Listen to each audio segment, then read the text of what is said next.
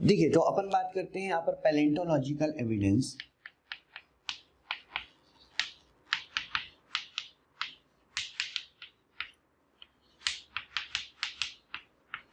Palaeontological evidence या इसको अपन क्या बोलते हैं हिंदी में, जीवाश्मीय प्रमाण।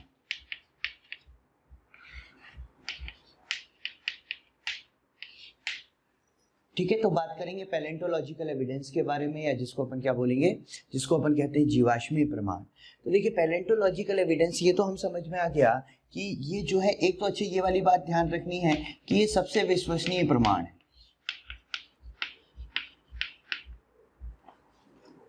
ठीक है, सबसे विश्वसनीय प्रमाण है ये, बेस्ट एविडेंस फॉर एवोल्यूशन।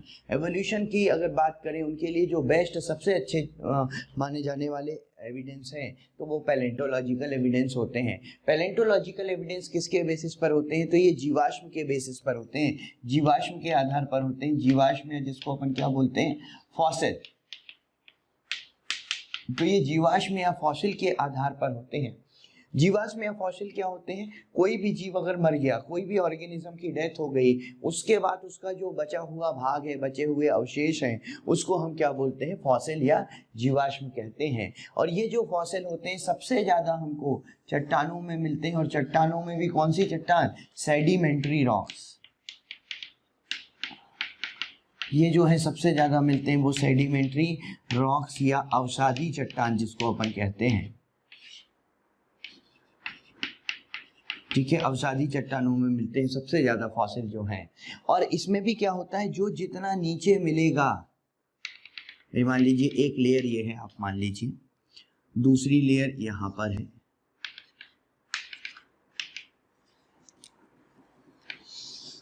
तीसरी चट्टान में लेयर ये। अब मान लीजिए कोई एक फॉसिल है जो यहां पर मिला A, यहां पर मिला B और यहां पर मिला C। तो जो जितना नीचे होगा वो उतना पुराना होगा। ठीक है, तो ये जो फॉसिल होगा ये सबसे पुराना होगा, और ये जो होगा वो न्यू फॉसिल। ठीक है, नया जीवाश्म होगा, क्योंकि ये ऊपर की तरफ है। मतलब कहने का मतलब मेरा बस इतना सा है कि जो जितने ऊपर मिलेगा वो उतना ही नया होगा। ठीक, तो ये है फॉसिल के बारे में। अब देखिए, यहाँ पर जो फॉसिल्स होते हैं, जीवाश्म होते हैं, उनकी एज को कैसे डिटरमाइन किया जाता है, आयु कैसे निर्धारित की जाती है, तो अपन उसके बारे में बात करेंगे कि फॉसिल जो होती है, फॉसिल की एज डिटर्मिनेशन या आयु निर्धारण,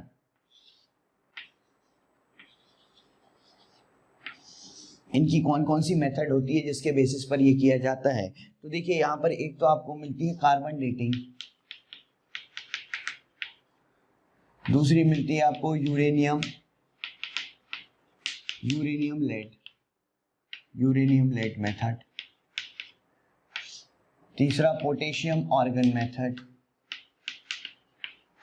और फोर्थ होती है ESR जिसको अपन कहते हैं electron spin resonance. Electron spin resonance, ये जो ESR होती है, इस पे क्वेश्चन आया हुआ है। ये जो ESR है ये सबसे ज्यादा एक्यूरेट है, मोस्ट एक्यूरेट सटीक विधि, सबसे सटीक विधि जो है, और मॉडर्न मेथड भी जो है वो कौन सी है, ESR को ही मानते हैं। ठीक है, अच्छा, यहाँ पर फॉसिल्स अपन ने कहा, जीवाश्म की बात कर रहे थे, तो इन फॉसिल्स या जीवाश्म के प्रकार अपन देख लेते हैं कि कितने प्रकार के मिलेंगे। तो प्रकारों में देखिए सबसे ज्यादा, हालांकि प्रकार को इसके जो टाइप्स हैं, कितने टाइप के फॉसिल होंगे ये कोई खास इंपॉर्टेंट बात नहीं है, लेकिन जो सबसे ज्यादा मिलते हैं, कुछ एक दो मेन टाइप की अपन बात करते हैं। जैसे एक अपन कहते हैं पेट्रीफाइड फॉसिल, एक होते हैं पेट्रीफाइड फॉसिल। पेट्रीफाइड फॉसिल क्या होते हैं, ये मैक्सिमम सबसे ज्यादा मिलने वाले जो फॉसिल होते हैं वो पेट्रीफाइड फॉसिल होते हैं। पेट्रीफाइड फॉसिल में होता क्या है कि इनका ऑर्गेनिक जो सब्सटेंस होता है वो तो खत्म हो जाता है, केवल क्या बचता है, इनऑर्गेनिक, केवल अकार्बनिक पदार्थ बच जाते हैं, इनऑर्गेनिक बच जाते हैं। ठीक है, जैसे एग्जाम्पल के लिए अपन बात करें, टीथ, दांत का जीवाश्म मिला, बोन्स, हड्डियों का जीवाश्म मिला, ठीक है, तो वो पेट्रीफाइड फॉसिल में आते हैं, जो कि सबसे ज्यादा मिलने वाले फॉसिल्स हैं, ठीक है। कुछ होते हैं अनऑल्टर्ड फॉसिल। अनऑल्टर्ड, अनऑल्टर्ड का मतलब क्या है, नाम से समझ में आ रहा है कि इसमें कोई भी ऑल्ट्रेशन नहीं हुआ। जब ये फॉसिलाइज्ड हुए थे, जब ये कहीं पर भी मरे थे और दबे थे, उस समय जैसे थे आज भी वैसे ही हैं, इसलिए अपन क्या बोल देते हैं, अनऑल्टर्ड फॉसिल। और जब ये मरा था, दबा था, उस समय जैसा था वैसा आज भी है। ये कब पॉसिबल हो सकता है, ये केवल तब पॉसिबल हो सकता है जब वो बर्फ में दबा हो, तभी पॉसिबल है, अदरवाइज ये कंडीशन पॉसिबल नहीं है। जब वो बर्फ में दबा हो तभी ये चीज पॉसिबल हो सकती है। और इसका एग्जांपल है वूली मैमोथ। वूली मैमोथ थे हाथी के समान, वूली मैमोथ, जो कि इन Siberian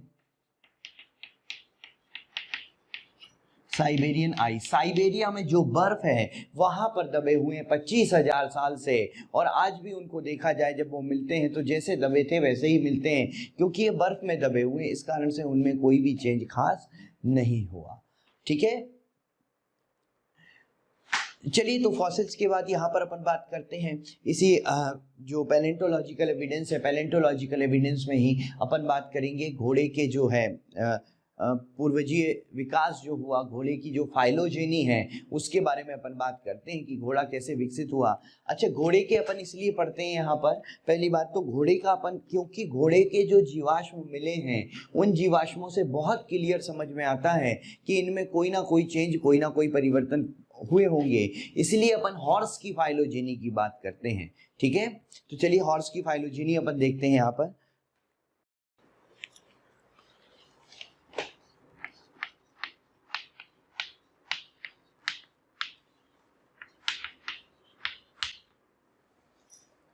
phylogeny of horse, phylogeny का मतलब पूर्वजीय विकास, ठीक है। तो घोड़े के पूर्वजीय विकास की अपन बात कर रहे हैं।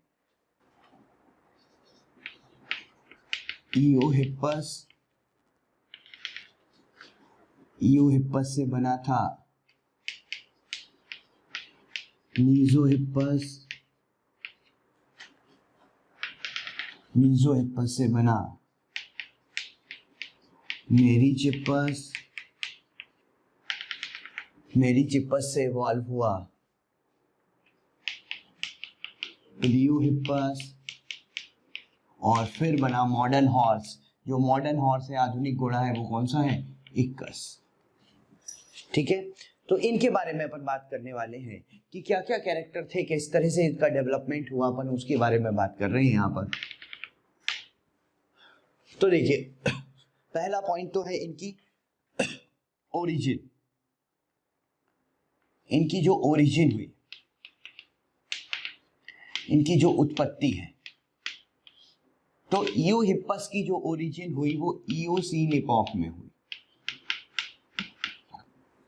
ठीक है। इयोसीन इपॉक, इपॉक का मतलब क्या होता है, जैसे युग होते हैं ना, वैसे ही कई जो अपन एंशियंट टाइम की बात करें, प्राचीन समय को कई सारे एपॉक में डिवाइड किया गया है। एपॉक का मतलब युग है। कौन कौन से होते हैं वो कुछ तो अभी आपको यहाँ पता चल जाएंगे, कुछ अपन जब जियोलॉजिकल टाइम स्केल पढ़ते हैं यहाँ पर, ठीक है, तब उस भौगोलिक समय सारणी, तब उसमें पता चल जाता है। इयोसीन इपॉक में हुई, इसकी उत्पत्ति जो हुई थी वो ओलिगोसीन में हुई, ओलिगोसीन इपॉक।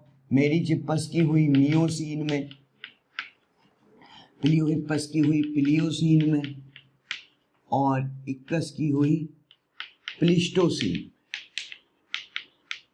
ठीक है। और जो अभी चल रहा है, अभी होलोसीन चल रहा है। अभी कौन सा युग चल रहा है, कौन सा इपॉक चल रहा है, तो वो प्लिस्टोसीन के बाद वाला चल रहा है अभी, होलोसीन। जो अभी जिसमें अपन हैं अभी, वो होलोसीन इपॉक है, ठीक है। चलिए, वो इपॉक की बात तो चलिए ठीक है बाद में करेंगे, अपन तो यहाँ पर हॉर्स की बात कर रहे थे, ठीक है। इनमें साइज अगर देखा जाए या height, height at the shoulder, ठीक है, शोल्डर तक, कंधे तक इनकी ऊंचाई कितनी थी, इनकी ऊंचाई में क्या क्या चेंजेस हुए उसकी बात करते हैं। सबसे पहले जो हॉर्स था उसकी कंधे तक ऊंचाई 40 सेंटीमीटर थी, मतलब ये फॉक्स के समान था, फॉक्स लोमड़ी होती है ना, उसी के समान था, ठीक है। फिर उसके बाद यहाँ पर जो है 60 सेंटीमीटर हाइट हो गई इसकी, 60 सेंटीमीटर हाइट हो गई शीप के समान, शीप भेड़ होती है उसकी हाइट तक का हो गया था। फिर इसके बाद यहाँ पर 100 सेंटीमीटर के आसपास हो गया, 80 to 100 सेंटीमीटर डोंकी के साइज का, ठीक है। फिर इसके बाद यहाँ पर इसकी हाइट शोल्डर तक 120 सेंटीमीटर हो गई, ठीक है। म्यूल जो होता है खच्चर, उस खच्चर के साइज का हो गया था ये, ठीक है। और इक्कस आते आते अभी जो है मॉडर्न हॉर्स वो 150 सेंटीमीटर का है, ठीक है। उसकी जो हाइट होती है शोल्डर तक, एवरेज हाइट भाई कम ज़्यादा तो हो सकती है थोड़ी, लेकिन एवरेज हाइट की बात करें, औसत ऊंचाई कंधे तक उसकी 150 सेंटीमीटर है जो मॉडर्न हॉर्स है इक्कस, ठीक है। फिर इसके बाद देखते हैं डिजिट्स। डिजिट्स किसको बोलते हैं? डिजिट्स का मतलब उंगलियां होती हैं, उंगलियां, अंगूठे, इन सबको मिलाकर डिजिट्स बोलते हैं। हालांकि अगर देखा जाए तो जो आगे वाले पैर होते हैं उनको तो फिंगर्स कहते हैं अपन, और पीछे वाले पैर जो होते हैं उनकी जो डिजिट्स होती हैं उनको टो कहते हैं, ठीक है। तो लेकिन डिजिट्स में सब आ जाते हैं, सारी फिंगर, सारी उंगलियां, अंगूठे सब आ जाते हैं, ठीक है। अग्रपाद, पश्चपाद, हाइंड लिम्ब, फोर लिम्ब, सबकी जो है उसको डिजिट बोल सकते हैं अपन। डिजिट्स में देखिए अपन पहले बात करें फोर लिम्ब की, फोर लिम्ब या अग्रपाद, और यहां बात करेंगे अपन हाइंड लिम्ब या पश्चपाद। तो देखिए एक इयोहिप्पस जो था उसके फोर लिम्ब में 4 डिजिट थी। कितनी डिजिट थी?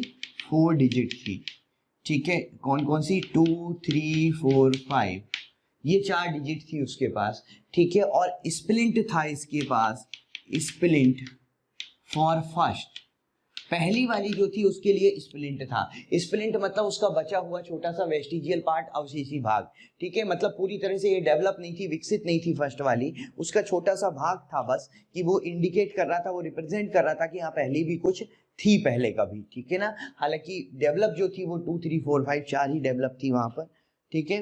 हेलो स्टूडेंट्स, थैंक यू हमें इतना प्यार देने के लिए। रोज हजारों स्टूडेंट्स हमारे वीडियो लेक्चर्स का फ़ायदा उठा रहे हैं। आप सभी स्टूडेंट्स से हमारी रिक्वेस्ट है कि डिस्क्रिप्शन में जो लिंक दिया गया है उस लिंक पर जाकर अपने एनरोलमेंट को सुनिश्चित करें, और साथ ही जो स्टूडेंट्स हमारे स्टडी मटेरियल और डाउट सेशन भी चाहते हैं वो उसके लिए उसी लिंक पर जाकर प्रीमियम कोर्स के लिए रजिस्टर कर सकते हैं। और हाइंड लिम्ब में 3 डिजिट थी, ठीक है, टो बोल सकते हैं क्योंकि हाइंड लिम्ब की बात कर रहे हैं, 2, 3 और 4, और इसमें स्प्लिंट था फर्स्ट एंड फिफ्थ का। फर्स्ट और पहली और पांचवी जो फिंगर थी उसका स्प्लिंट था, छोटा सा बचा हुआ अवशेषी भाग, वेस्टिजियल पार्ट, ठीक है। फिर बात करें मीजोहिप्पस आया। मीजोहिप्पस में 3 डिजिट्स हो गई, 4 लिम्ब में, अग्रपाद में कौन कौन सी? 2, 3 और 4, और स्प्लिंट बन गया। ये जो फिफ्थ वाली थी ये क्या बन गई? स्प्लिंट बन गई, ठीक है, छोटी सी रह गई वेस्टिजियल टाइप में, ठीक है। और फर्स्ट वाली का क्या हुआ? फर्स्ट वाली का कुछ भी नहीं था, ये जो स्प्लिंट यहाँ पर दिख रहा है वो भी यहाँ तक आते आते गायब हो चुका था, तो फर्स्ट का कुछ भी नहीं बचा था यहाँ पर। और यहाँ पर भी 3 डिजिट्स थी, 3 टोज थे, 3 डिजिट्स यहाँ पर थी, 2, 3 और 4, ठीक है। और स्प्लिंट 1 और 5 दोनों के गायब हो गए थे, तो नो स्प्लिंट, कोई भी स्प्लिंट यहाँ पर नहीं था, ठीक है। मेरिचिपस की बात करें, मेरिचिपस में अगेन 3 डिजिट्स, 2, 3 और 4, और स्प्लिंट कोई नहीं था। ये फिफ्थ वाला स्प्लिंट जो था यहाँ पर दिखाई दे रहा है वो गायब हो गया था, तो नो स्प्लिंट, ठीक है। यहाँ पर भी 3 डिजिट्स थी, 2, 3 और 4 हाइंड लिम्ब में, और यहाँ पर भी कोई स्प्लिंट नहीं था। तो ये एक ऐसा हॉर्स था मेरिचिपस जिसमें कोई भी स्प्लिंट नहीं था। इस पे क्वेश्चन भी आया हुआ है, हॉर्स विदाउट एनी स्प्लिंट, ऐसा कौन सा हॉर्स था जिसका कोई भी स्प्लिंट नहीं था? वो मेरिचिपस था, क्योंकि इसके पहले भी स्प्लिंट थे और आगे भी अपन देखेंगे स्प्लिंट मिलेंगे आपको। प्लियोहिप्पस की बात करें अपन, तो प्लियोहिप्पस में 1 डिजिट है, थर्ड, केवल ये थर्ड वाली जो थी ना, ये जो बीच वाली थी ये बहुत बड़ी हो गई थी, ठीक है। और स्प्लिंट बन गया था कौन सा? स्प्लिंट 2 और 4, ये 2 और 4 क्या बन चुकी थी? स्प्लिंट बन चुकी थी। इसी तरह से देखिए हाइंड लिम्ब की बात करें तो हाइंड लिम्ब में भी 1 डिजिट, कौन सी?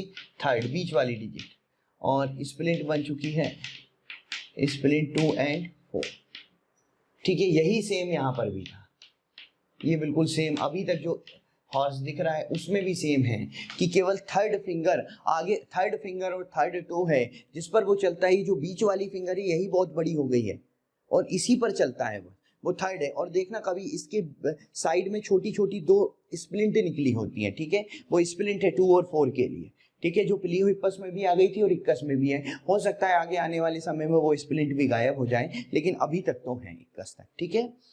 तो ये चेंजेस हुए थे, कुछ मेजर चेंजेस, ठीक है। तो इसमें अपन देखते हैं कौन कौन से कैरेक्टर्स बेसिकली, ये तो चलिए कुछ कैरेक्टर थे हॉर्स के जो अपन ने कंपेयर कर लिए। इसके अलावा भी जो हॉर्स के एवोल्यूशनरी ट्रेंड थे, एवोल्यूशनरी ट्रेंड का मतलब क्या है कि जब हॉर्स का एवोल्यूशन हो रहा था, विकास हो रहा था, उस समय क्या क्या चेंजेस हुए।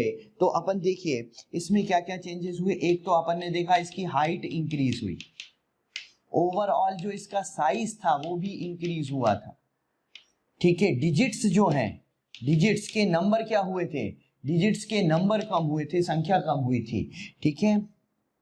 और मिडल फिंगर मतलब थर्ड वाली एंड मिडल टो मतलब हाइंड लिम्ब वाली, थर्ड की हाइंड लिम्ब, टो बोल दिया मतलब हाइंड लिम्ब, पश्चपाद, फिंगर बोल दिया मतलब अग्रपाद, ठीक है, का विकास, इसका विकास हुआ था, ठीक है ना, इसकी वृद्धि हुई थी। थर्ड फिंगर और थर्ड टो की क्या हुई थी, वृद्धि हुई थी। यहाँ पर जो है ब्रेन का जो है डेवलपमेंट ऑफ ब्रेन, मस्तिष्क का विकास,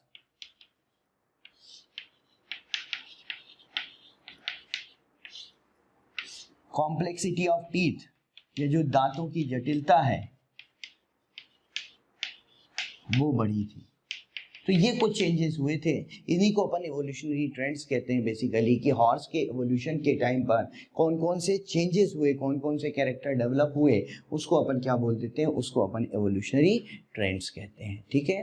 तो हॉर्स में सबसे पहला हॉर्स कौन सा था भाई, सबसे पहला हॉर्स जो था वो इयोहिप्पस था।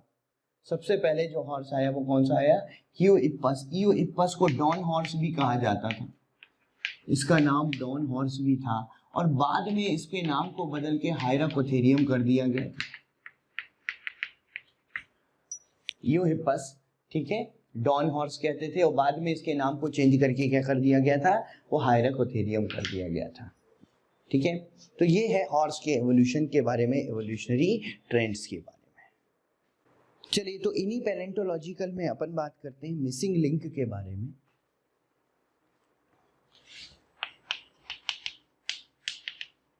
मिसिंग लिंक, ठीक है, मिसिंग लिंक है जिसको क्या बोलते हैं, लुप्त कड़ी। मिसिंग लिंक है या लुप्त कड़ी है।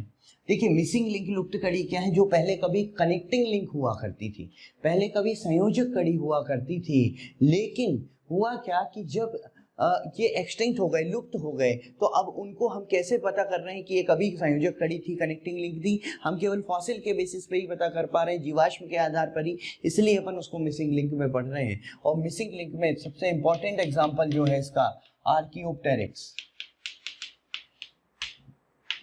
आर्कियोप्टेरिक्स एक मिसिंग लिंक है। आर्कियोप्टेरिक्स में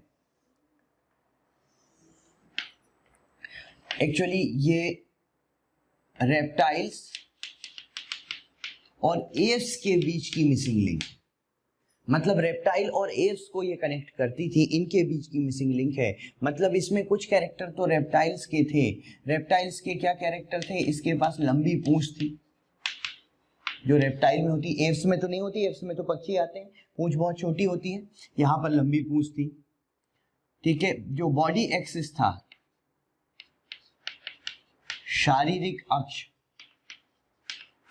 वो सरीसृप के समान था, इनका रेप्टाइल के समान था, ठीक है, सरीसृप के समान था, मतलब शरीर जो था, इनकी बॉडी जो थी वो चपटी थी, लंबी थी, जैसे होती है ना रेप्टाइल्स की छिपकली वगैरह की, आप देखिए ठोस अस्थियां थी इसमें, सॉलिड बोन्स थी, ठीक है। जबकि बर्ड की बात करें तो बर्ड में बोन्स अपन कहते हैं न्यूमेटिक बोन्स होती है, खोखली अस्थियां होती हैं वहां पर, ठीक है, और दांत थे इसमें, जबकि बर्ड्स में दांत नहीं होते।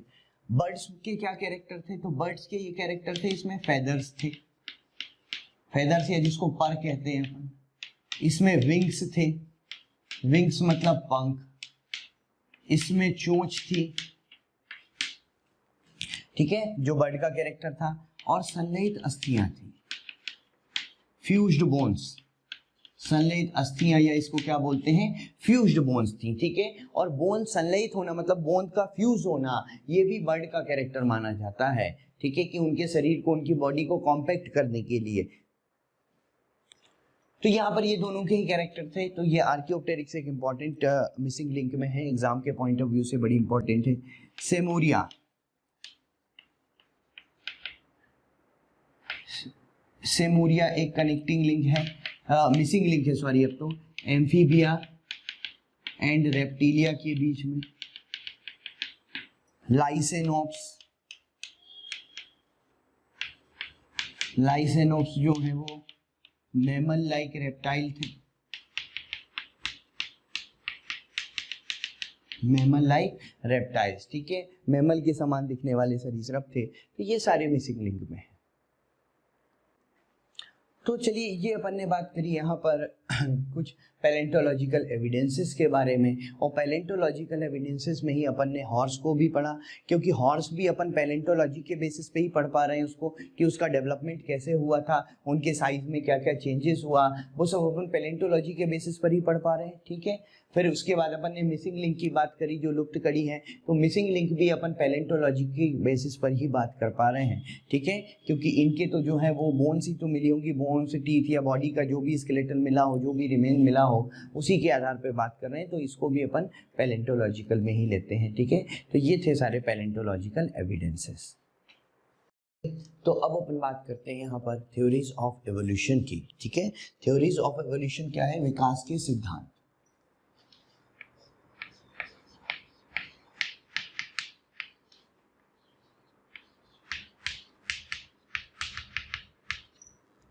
Theories of evolution,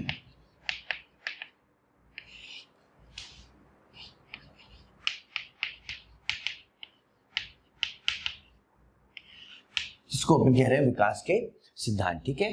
तो अपन बेसिकली यहाँ पर ये बात कर रहे हैं कि जो एवोल्यूशन हुआ है, विकास हुआ है, वो किस कारण से हुआ, ठीक है, कैसे हुआ, किस कारण से हुआ, वो इन थ्योरीज में, सिद्धांत में बताया गया है। सबने अपने अपने हिसाब से अपना मत देने की जो है कोशिश की थी यहाँ पर। सबसे पहले अपन थ्योरी में बात कर रहे हैं लेमार्कवाद की, लेमार्किज्म, ठीक है, लेमार्किज्म या लेमार्कवाद। लेमार्किज्म या लेमार्कवाद जो है, इसको एक नाम और दिया गया था, theory of inheritance of acquired character, या इसको कहा गया था उपार्जित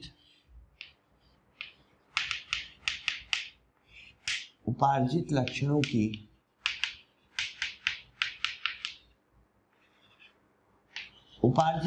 की वंशागति का सिद्धांत, ठीक है। इसको उपार्जित लक्षणों की वंशागति का सिद्धांत कहा गया। इन्होंने एक्चुअली एक बुक भी लिखी थी, उस बुक का नाम भी आप याद रखिए, लेमार्क ने एक बुक लिखी थी, उस बुक का नाम था फिलोसॉफिक जूलॉजिक। ये एक बुक थी लेमार्क की, ठीक है। बेसिकली ये जो लेमार्कवाद की अपन बात कर रहे हैं, देखिए इन्होंने क्या बोला था, इन्होंने अपनी थ्योरी को, पूरे जो सिद्धांत था, पूरी जो थ्योरी थी, इसको 4 पॉइंट में एक्सप्लेन किया था। इन्होंने पहली बात तो ये कही थी, इनकी थ्योरी का जो फर्स्ट पॉइंट था वो था आंतरिक जैविकवाद।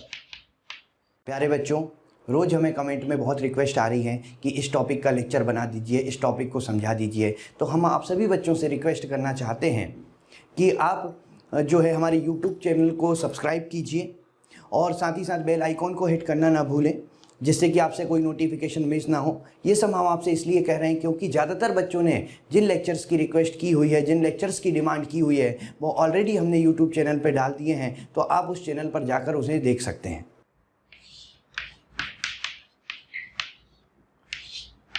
आंतरिक जैविकवाद सेकेंड पॉइंट था।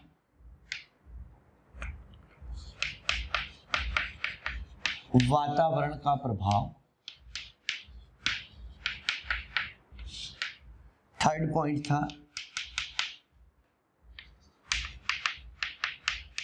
अंगों का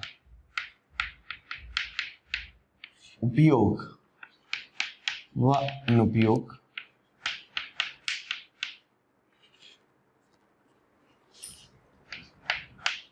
फोर्थ पॉइंट उपार्जित लक्षणों की वंशागति। ठीक है, ये 4 पॉइंट्स थे। अब देखिए यहाँ पर कौन कौन से 4 पॉइंट्स अपन ने देखे। पहला, इन चारों पॉइंट्स को अपन समझ लेते हैं। पहला इन्होंने कहा था कि आंतरिक जैविक बल। आंतरिक जैविक बल का मतलब क्या है? इन्होंने ये बताने की कोशिश की थी कि हर जीव के पास एक अपना आंतरिक जैविक बल होता है, जिसके कारण जरूरत पड़ने पे वो अपने अंगों में वृद्धि कर सकता है। बात समझ में आई क्या बोल रहा हूँ? कि हर जीव के पास एक आंतरिक जैविक बल होगा। ठीक है, उस आंतरिक जैविक बल के कारण वो जरूरत पड़ने पर अपने किसी भी अंग की वृद्धि करने में सक्षम है। ये इन्होंने क्या कहा था? आंतरिक जैविक बल में। दूसरा पॉइंट इन्होंने कहा था वातावरण का प्रभाव। इन्होंने बोला हर जीव पर वातावरण का प्रभाव पड़ता है।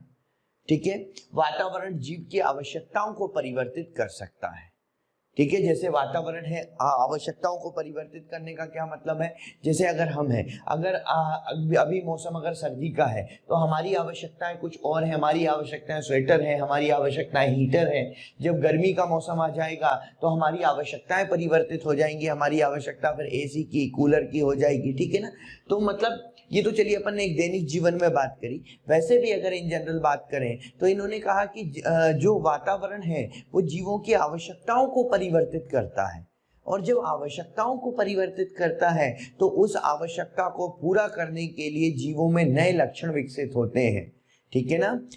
बात समझ में आ गई कि वातावरण जीवों की आवश्यकताओं को परिवर्तित कर सकता है, और उन आवश्यकताओं को परिवर्तित करने के लिए जीवों में नए लक्षण विकसित होते हैं। तीसरा पॉइंट अंगों का उपयोग व अनुपयोग। इसमें इन्होंने क्या बताया कि जिन अंगों का उपयोग अधिक होगा वो अधिक विकसित हो जाएंगे। ठीक है ना? और जिन अंगों का उपयोग कम होगा वो अवशेषी हो जाएंगे और अंततः नष्ट भी हो सकते हैं। ठीक है, तो जिन अंगों का उपयोग अधिक होगा वो अधिक विकसित होंगे, और जिन अंगों का उपयोग कम होगा या नहीं होगा वो अवशेषी हो जाएंगे और अंततः क्या हो जाएंगे? नष्ट हो जाएंगे। और फोर्थ बोला उपार्जित लक्षणों की वंशागति। मतलब इन्होंने कहा इन तीनों के कारण मतलब आंतरिक जैविक बल, वातावरण का प्रभाव, अंगों का उपयोग व अनुपयोग, इन तीनों के कारण जो भी लक्षण विकसित होते हैं वो उनकी वंशागति होती है। वंशागति होती है मतलब वो नई पीढ़ी में उनका स्थानांतरण होता है। पीढ़ी का मतलब पीढ़ी में स्थानांतरित होते हैं, अगली पीढ़ी में स्थानांतरित होंगे वो। ठीक है, और ये जब अगली पीढ़ी में स्थानांतरित होंगे फिर होगा क्या कि ऐसे हर पीढ़ी में कुछ ना कुछ ऐसे लक्षण होंगे जो नए नए लक्षण स्थानांतरित होते रहेंगे, और ये लक्षण एकत्रित हो जाएंगे, और ये एकत्रित होकर एक नई स्पीसीज, नई प्रजाति बना देंगे। इस तरीके से इन्होंने विकास को समझाया था। भाई विकास का मतलब अपन यही बात कर रहे हैं कि नई प्रजाति कैसे बनी, नई स्पीसीज कैसे बनी, तो इन्होंने इस तरीके से नई स्पीसीज के बनने को बताया था। ठीक है, तो अब इसके लिए इसके समर्थन में कुछ उदाहरण है, उनकी अपन बात करते हैं।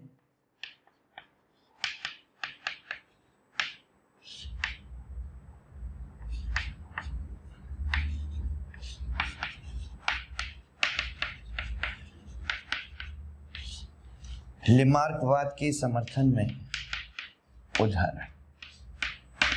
ठीक है, लेमार्कवाद के समर्थन में उदाहरण कौन कौन से उदाहरण है? देखिए अपन जैसे बात करें यहाँ पर जिराफ की लंबी गर्दन,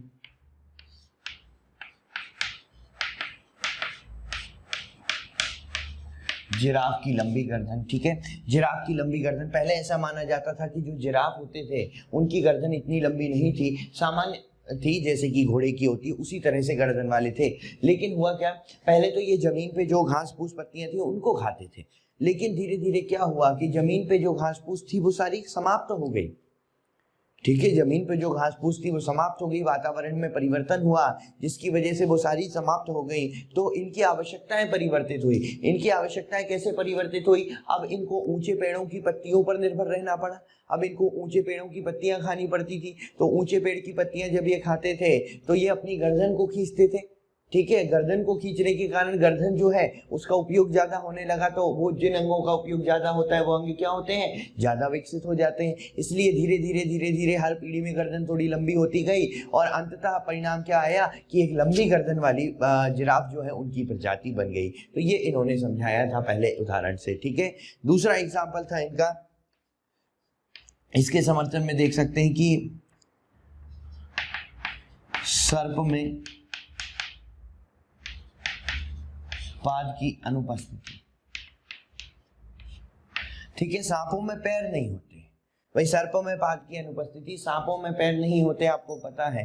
ठीक है, तो सर्पों में जो पैर नहीं होते उसका क्या रीजन है, तो इन्होंने बताया इसके लेमार्कवाद के हिसाब से अपन कैसे इसको एक्सप्लेन कर सकते हैं कि भाई सांप जो है बिलों में रहते थे, क्योंकि उनको शिकार होने का खतरा ज्यादा था, वो बाहर घूमते थे तो कोई भी उनको खा के चले जाता था, बहुत सारे शिकारी थे वहां पर।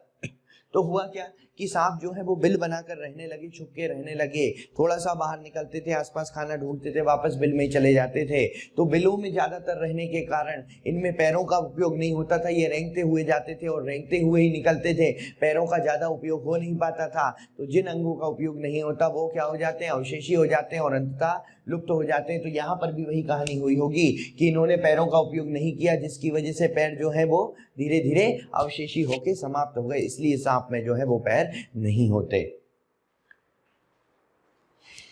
नेक्स्ट एग्जांपल देख सकते हैं आप,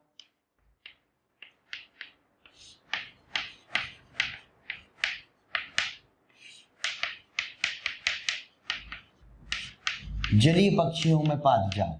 नेक्स्ट एग्जाम्पल की बात की मैंने, जलीय पक्षियों में पादजाल। होता क्या है, जो जलीय पक्षी होते हैं, जैसे यहाँ पर ये जो उंगलियों के बीच में ये जो अपनी त्वचा होती है ना, यहाँ पर आप देख रहे होंगे ये वाली स्किन उंगलियों के बीच में, वो उनकी यहाँ तक विकसित होती है, पूरी यहाँ तक विकसित होती है। तो क्या होता है, उनके पैरों में पूरा क्या बना होता है, जाल बना होता है। तो वो जो पैरों में जाल बना होता है बेसिकली वो क्यों बना होता है, क्योंकि वो पैरों का उपयोग तैरने के लिए करते हैं, तैरने के लिए करते हैं, तो इस भाग का उपयोग ज्यादा होता है ना उनका, तो इस कारण से ये भाग जो है वो पूरा यहाँ तक विकसित हो जाता है। तो जिन अंगों का प्रयोग ज्यादा होता है वो ज्यादा विकसित होते हैं।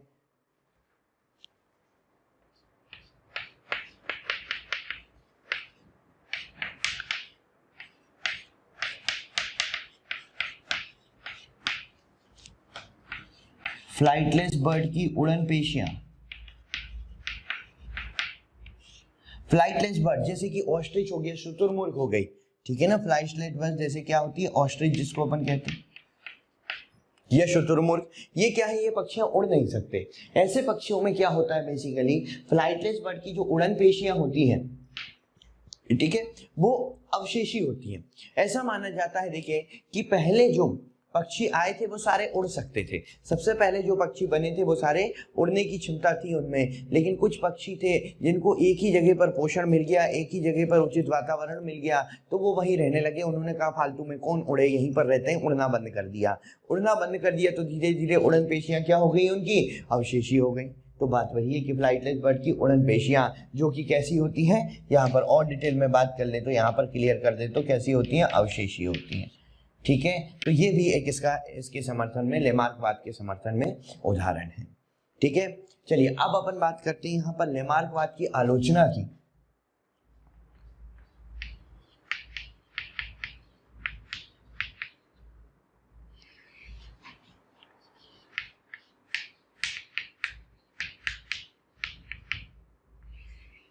लेमार्कवाद की आलोचना, ठीक है। लेमार्कवाद पूरी तरह से सही भी नहीं था तो पूरी तरह से गलत भी नहीं था। अभी तक जो अपन थ्योरी पढ़ेंगे अपन आधुनिक सिद्धांत के पहले, उनमें सारी थ्योरीज यही है कि पूरी तरह से सही भी नहीं है और पूरी तरह से गलत भी नहीं है, उनकी कुछ बातें सही भी हैं, कुछ बातें गलत भी हैं। तो लेमार्कवाद की आलोचना जो सबसे पहले की थी वो वेसमैन ने की थी। लेमार्कवाद की आलोचना जो है वो वेसमैन ने की। वेसमैन ने एक सिद्धांत दिया था जिस सिद्धांत को कहते हैं जनन द्रव्य की निरंतरता का सिद्धांत।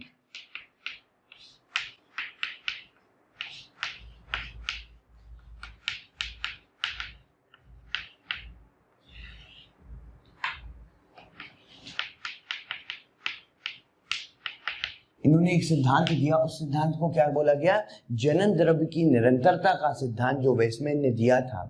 इन्होंने क्या बताया वेस्टमैन ने कि प्रत्येक जीव में दो तरह के द्रव्य होते हैं।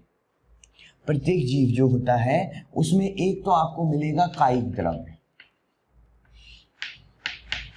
एक तो इन्होंने कहा कि कायिक द्रव्य होता है,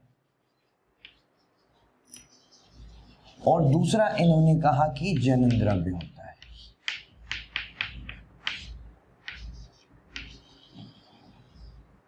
एक होता है कायिक द्रव्य और दूसरा होता है जनन द्रव्य। ठीक है, कायिक द्रव्य एक्चुअली क्या है? कायिक द्रव्य में जो परिवर्तन होते हैं इन्होंने कहा वो अगली पीढ़ी में नहीं जाते, और जबकि जनन द्रव्य जो होता है मतलब कायिक द्रव्य जो होता है इसकी वंशागति नहीं होती।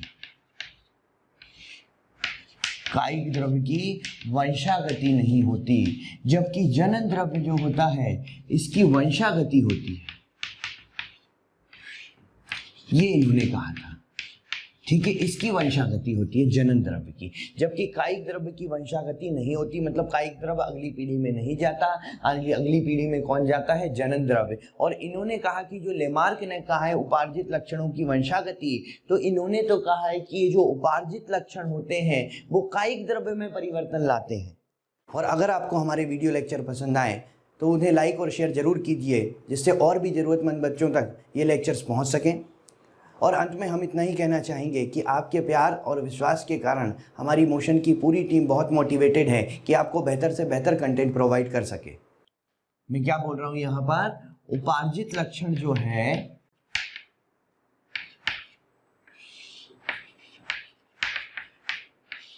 ये जो उपार्जित लक्षण है वो किस में परिवर्तन लाते हैं?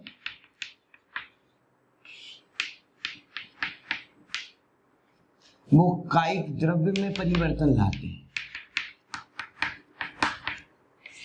उपार्जित लक्षण तो कायिक द्रव्य में परिवर्तन लाते हैं इन्होंने कहा, और कह रहे हैं कि कायिक द्रव्य की तो वंशागति ही नहीं होती। तो इसका मतलब क्या है कि उपार्जित लक्षण अगली पीढ़ी में नहीं जाएंगे।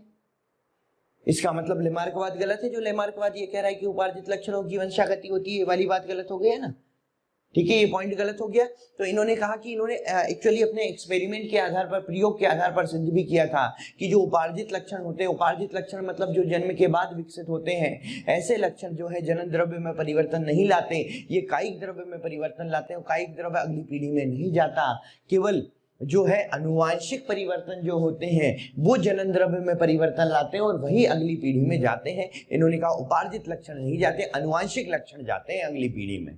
ठीक है, क्योंकि अनुवांशिक लक्षण ही किसमें परिवर्तन लाते हैं? जनन द्रव्य में, तो वो तो अगली पीढ़ी में जाएंगे, लेकिन उपार्जित लक्षण जो होते हैं वो अगली पीढ़ी में नहीं जाते, क्योंकि वो कायिक द्रव्य में परिवर्तन लाते हैं। इन्होंने क्या किया? चूहे की पूंछ को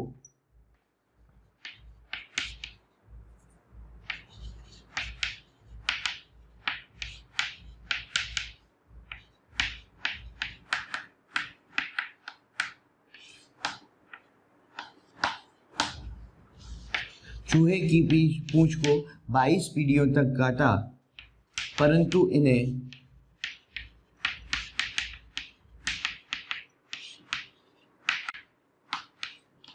बिना पूंछ वाले चूहे नहीं मिले।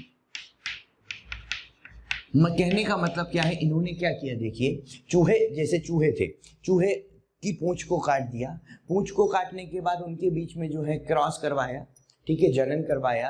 अगली पीढ़ी में जो चूहा आया उन्होंने देखा कि यार बिना पूंछ वाले चूहे के बीच में क्रॉस करवाया, तब भी जो है अगली पीढ़ी में पूंछ आ गई, और पूंछ की लंबाई भी सामान्य थी। फिर उन्होंने अगली पीढ़ी में भी चूहों की पूंछ को काटा और फिर से क्रॉस करवा दिया, फिर उन्होंने देखा कि फिर पूंछ आ गई। ऐसा वो 22 पीढ़ियों तक करते रहे, लेकिन उन्हें बिना पूंछ वाले चूहे नहीं मिले। तो उन्होंने कहा कि पूंछ जो है चूहे में पूंछ की अनुपस्थिति तो एक उपार्जित लक्षण थी जो जन्म के बाद विकसित हुई थी। भाई उपार्जित लक्षण जन्म के बाद ही विकसित होता है ना, और यहाँ पर भी जो पूंछ काटी थी वो कब काटी थी? जन्म के बाद काटी थी। ठीक है, तो उपार्जित लक्षण था कि पूंछ की अनुपस्थिति चूहों में। फिर जब उपार्जित लक्षण, जब दोनों बिना पूंछ वाले चूहे ने क्रॉस किया तो अगली पीढ़ी में पूंछ कैसे आ गई? और अगली पीढ़ी में अगर पूंछ आई है, इसका मतलब ये जो उपार्जित लक्षण है वो अगली पीढ़ी में कोई परिवर्तन नहीं ला रहा। क्यों नहीं ला रहा? क्योंकि उपार्जित लक्षण जनन द्रव्य में परिवर्तन नहीं लाता, किस में लाता है? कायिक द्रव्य में लाता है, और कायिक द्रव्य वंशागत, इनकी वंशागति नहीं होती। ठीक है, तो इस प्रयोग के आधार पर इन्होंने ये बोला कि उपार्जित लक्षणों की कोई वंशागति नहीं होगी और लेमार्क को गलत साबित किया था। ठीक है, और भी कुछ उदाहरण हैं जो लोग लेमार्कवाद का विरोध करते हैं। ठीक है, जैसे यहाँ पर कुछ उदाहरण लिखे जो लेमार्कवाद के समर्थन में है, तो कुछ उदाहरण जो हैं लेमार्कवाद के अगेंस्ट भी हैं।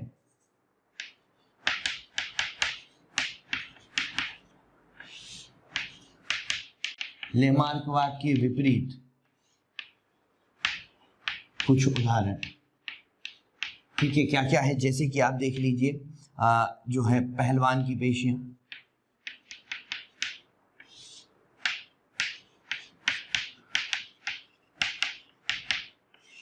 पहलवान की पेशियां क्या, कि पहलवान है, उसका बच्चा जो होगा क्या पहले से वो पहलवान पैदा होगा, क्या पहले से उसके सिक्स पैक बने होंगे, ऐसा नहीं होगा ना।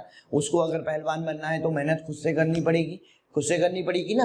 ठीक है, तो मतलब उपार्जित लक्षण अगर वंशागत होते होते तो पहलवान ने जो पेशियां बनाई थी वो बच्चे में अपने आप ही जानी चाहिए ना, उसमें मेहनत करने की क्या जरूरत आ गई थी, लेकिन ऐसा नहीं होता। दूसरा जो है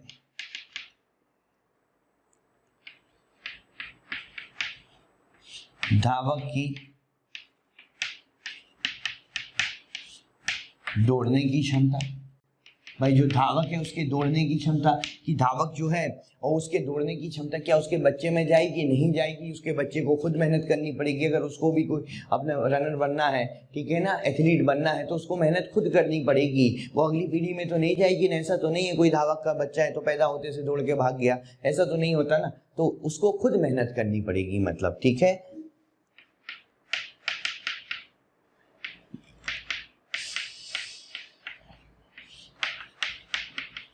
भारतीय स्त्रियों में कर्ण छेदन। भाई भारतीय स्त्रियों में आपने देखा होगा कान छेदने की परंपरा है, और ये परंपरा कई पीढ़ियों से चली आ रही है। तो भाई कई पीढ़ियों से जब चली आ रही है तो वो तो उपार्जित लक्षण है, तो अगली पीढ़ी में अपने आप ही आ जाना चाहिए ना। हर पीढ़ी में कान छेदने की जरूरत कहाँ पड़ गई, अब तो रेडीमेड छेद होना चाहिए, लेकिन ऐसा नहीं होता। तो ये कुछ एग्जाम्पल है, ये कुछ उदाहरण है जो कि लेमार्कवाद के विरोध में है, लेमार्कवाद के विपरीत अपन बोल सकते हैं, कुछ उदाहरण है। चलिए अब अपन कुछ प्रयोगों की बात करते हैं जो प्रयोग लेमार्कवाद के समर्थन में किए गए थे।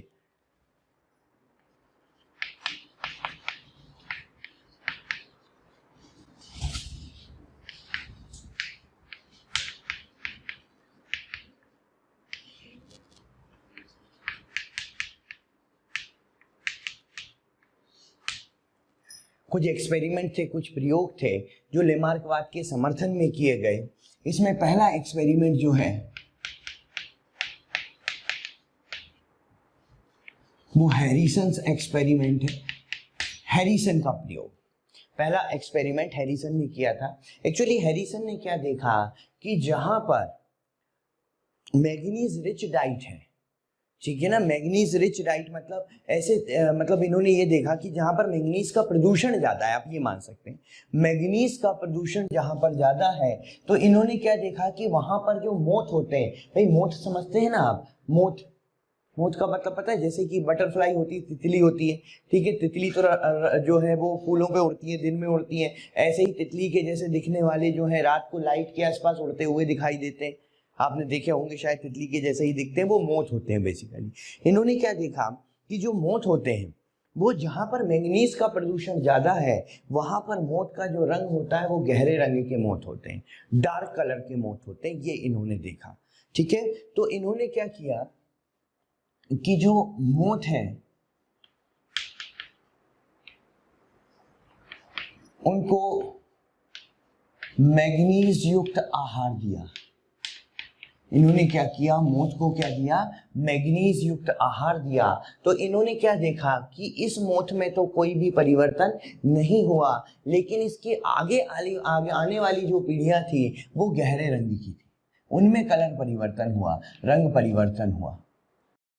तो जो अगली पीढ़ी थी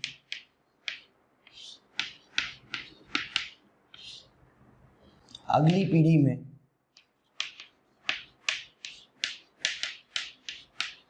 गहरे रंग के मोथ थे। ठीक है। तो ये इन्होंने देखा कि मैग्नीज ने जो क्या किया, मतलब क्या है कि मैग्नीज देना वो तो एक उपार्जित लक्षण था कि भाई हमने मतलब वातावरण था एक तरह से स्मूथ के लिए अपन बोल सकते हैं मैग्नीज युक्त आहार, मतलब उसको मैग्नीज दिया गया वो उसके लिए वातावरण था। उस वातावरण का प्रभाव देखो अगली पीढ़ी पर पड़ा, क्योंकि अगली पीढ़ी में जो मोथ आए उनका रंग कैसा था, वो गहरे रंग के मोथ थे, डार्क कलर के मोथ थे। इसी तरीके से प्रयोग किया यहाँ पर टॉवर ने, टॉवर्स एक्सपेरिमेंट हम कहते हैं। टॉवर ने भी प्रयोग किया। टॉवर ने क्या किया कि प्रेग्नेंट बीटल को लिया, प्रेग्नेंट बीटल, बीटल पता है ना, बीटल भृंग जिसको कहते हैं अपन, इन्होंने प्रेग्नेंट बीटल को लिया और प्रेग्नेंट बीटल को इन्होंने उच्चता और नमी वाले स्थान पे रखा। इस प्रेग्नेंट बीटल को उच्च ताप और नमी वाले स्थान पर रखा तो इन्होंने क्या देखा कि इस प्रेग्नेंट बीटल जो थी इस पर तो कोई प्रभाव नहीं पड़ा, ठीक है, ये तो वैसी ही थी, लेकिन जो अगली पीढ़ी आई उसके रंग में परिवर्तन था। मतलब क्या है कि ये उपार्जित लक्षण जो था, मतलब यहां पर जो है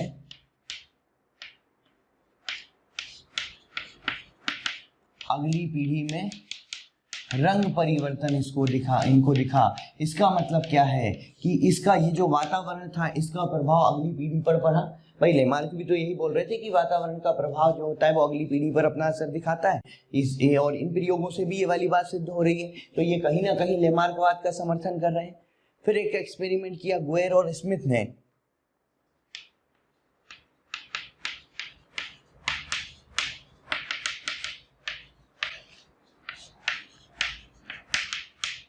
गुएर और स्मिथ ने एक्सपेरिमेंट किया। गुएर और स्मिथ ने क्या किया यहाँ पर कि प्रेग्नेंट रेबिट, यहाँ पर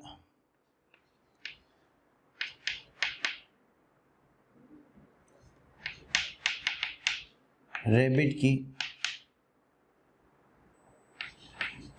आई लेंस प्रोटीन को निकाला और इस रेबिट के आई लेंस प्रोटीन को इन्होंने फाउल में डाल दिया। फाउल एक पक्षी होता है, ठीक है, तीतर जैसा मान लीजिए। इस फाउल में के सीरम को निकाला, इस फाउल का सीरम लिया, इसको इन्होंने प्रेग्नेंट रेबिट में डाला, प्रेग्नेंट रेबिट में डाला।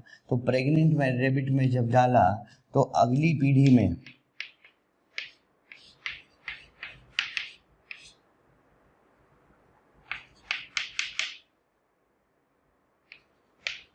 इनको अंधे रेबिट, अगली पीढ़ी में नेत्रहीन रेबिट इनको मिले। ये देखिए आप, ये प्रयोग था इनका कि गुएर और स्मिथ ने क्या किया, रेबिट के आई लेंस प्रोटीन को निकाला, खरगोश के नेत्र में जो प्रोटीन होता है उसको निकाल लिया, उसको किस में डाल दिया, फाउल में डाल दिया, पक्षी में डाल दिया। तो जब इसको पक्षी में डाल दिया तो क्या हुआ भाई, पक्षी के लिए तो ये प्रतिजन था, एंटीजन था, तो पक्षी में इसके लिए एंटीबॉडी बन गई। अब पक्षी के सीरम को निकाला तो पक्षी के सीरम में क्या थी, इस नेत्र लेंस जो आई लेंस प्रोटीन है उसके लिए एंटीबॉडी थी, ठीक है। तो उसके सीरम को फिर किस में डाल दिया, प्रेग्नेंट रेबिट में। तो मतलब प्रेग्नेंट रेबिट में हमने क्या डाल दिया कि जो आई लेंस प्रोटीन है, जो नेत्र लेंस बनाने वाला प्रोटीन है, उसके लिए एंटीबॉडीज डाल दी, ठीक है। अब इस एंटीबॉडी ने इस रेबिट की आंख पर तो कोई असर नहीं किया, लेकिन अगली पीढ़ी पर जो रेबिट थे उन अगली पीढ़ी में जो रेबिट आने वाले थे उन रेबिट की आई लेंस प्रोटीन को इन्होंने नष्ट कर दिया। मतलब वो रेबिट कैसे हुए, नेत्रहीन हुए, अंधे हुए।